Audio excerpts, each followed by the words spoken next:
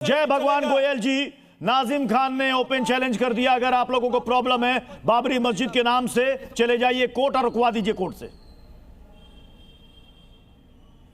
देखिए प्रतियोगी जी, पहली बात तो ये है, ये मामला क्या है समझने की बात है। जो हुमायूं कबीर ने वहां मस्जिद का काम शुरू किया है वो खुल्लम खुल्ला ममता जी का समर्थन है, क्योंकि अगर ममता नहीं चाहती तो वहां एक ईंट भी नहीं रखी जा सकती थी। ठीक है। अब दूसरी, अभी अभी एक और ममता जी के एमएलए हैं, उन्होंने हमारे भगवान राम पे प्रश्न कर दिया कि राम तो मुसलमान थे, आप बताओ जी राम आपके थे। तो ऐसी ऐसी सारी जो बातें हो रही हैं, कहाँ से हो रही हैं? वेस्ट बंगाल से हो रही हैं। ममता की पार्टी के विधायक हैं, यहाँ निकाल दिए गए, उनके द्वारा हो रही हैं। और पूरे देश के हिंदुओं को बार बार चैलेंज किया जा रहा है कि हम वहाँ बाबरी बनाएंगे, हम यहाँ बाबरी बनाएंगे। भाई बाबर कब का चला गया, औरंगजेब कब का चला गया, आज तो भगवान राम का युग चल रहा है। और भगवान राम के युग में बाबरी हिंदुस्तान के किसी भी कोने पे बन नहीं सकती।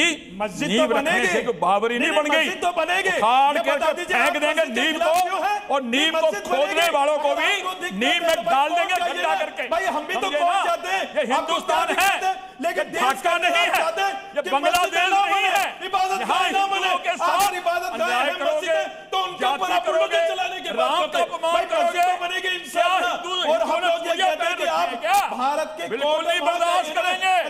बाबरी नाम की कोई ईंट हिंदुस्तान के किसी कोने में लगने नहीं देंगे, बिल्कुल नहीं लगने देंगे। अब बनेगी, बिल्कुल बनेगी, आप लोग नहीं रोक सकते मस्जिद को। ममता बनर्जी अपने विधायकों को रख के निकाल करके जो नूरा कुश्ती देख कर रही है, वो सारी दुनिया देख रही है। दुनिया की आंख नहीं मिटी हुई, लोग सब देख रहे हैं। और अभी मौके आने पर लोग बताएंगे SIR हो रहा है, बांग्लादेशी घुसपैठियों को निकाला जा रहा है, इसके लिए ममता तस्वीर बाहरी है। तो ममता को लग रहा है कि कुर्सी खिसक रही है, और इसलिए कुर्सी बनी रहे, इसके लिए कोई ना कोई षड्यंत्र बार बार ममता कभी बाबरी के नाम पर, कभी भगवान राम के नाम पर अपने लोगों के खड़ा करके लोगों को भ्रमित करने का काम कर रही है। मुझे नहीं लगता कि देश की जनता, वेस्ट बंगाल की जनता ममता के बहकावे में आने वाली है। आपने कहा कि ये सब कुछ टीएमसी करवा रही है, टीएमसी के ही विधायक थे, टीएमसी ने उनको निलंबित किया है, टीएमसी के एजेंट है।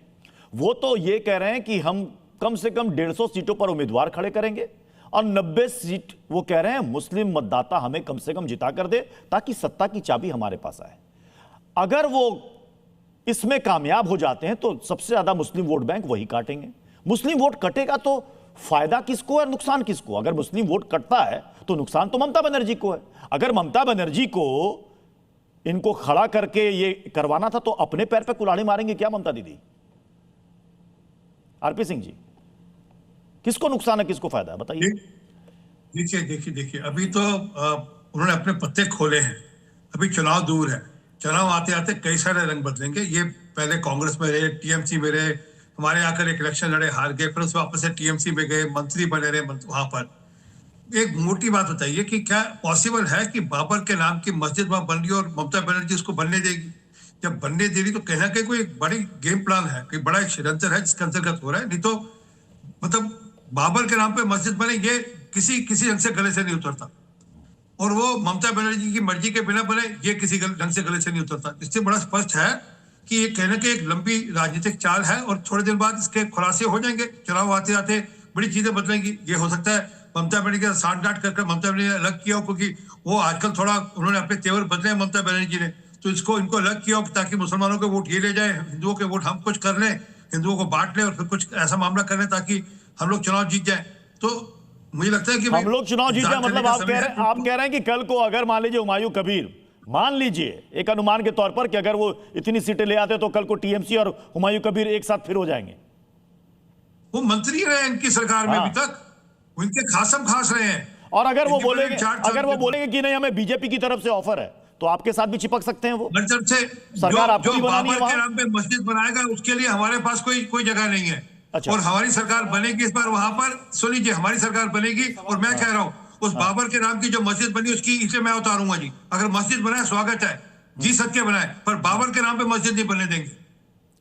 लेकिन वहां तो बन रही है, वहां तो बन रही है ना। कोई बात नहीं, कई हिंदू अपना संगठनों ने कहना- ऐलान किया था कि वहां पर हम नींव रखने नहीं देंगे, नींव भी रख दी गई, काम भी अभी शुरू हो थोड़े गया। दिन की बात है, चुनाव फंड भी आ होगा गया। ना, चुनाव होने दीजिए।